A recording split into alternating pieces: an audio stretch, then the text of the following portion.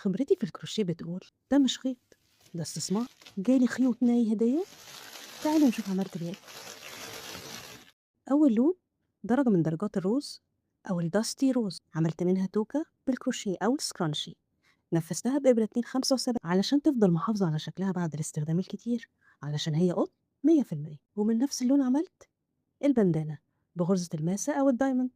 تفاصيلها بسيطة وليها استخدامات كتير، وخليت أطرافها شبه الكب كيك، واستخدمت فيها إبرة 4 مللي علشان تكون خفيفة ومريحة في اللبس.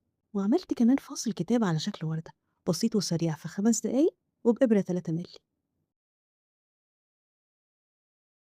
تاني لون وهو درجة من درجات الأخضر أو السيج جرين، نفذت بيه مفرش صغير. لو ديكور هيبقى شيك جدا، والخيط متماسك، واشتغلته بإبرة 3.5. وطبعا ما ننساش الترند، الكروشيه كاب أو طاقية الترندي، بس بلمستي خليت أطرافها شيك. دمجت ما بين غرزة الصدفة والبيكو، وطبعا بإبرتي المفضلة 275. أما اللون التالت وهو البيج، فهو لون محايد أو نيوترال. قررت إني أدخله مع لون تاني، وعملته كوستر صغير يبان صعب، لكن هو سهل ورقيق جدا، وبرضه بإبرتي المفضلة.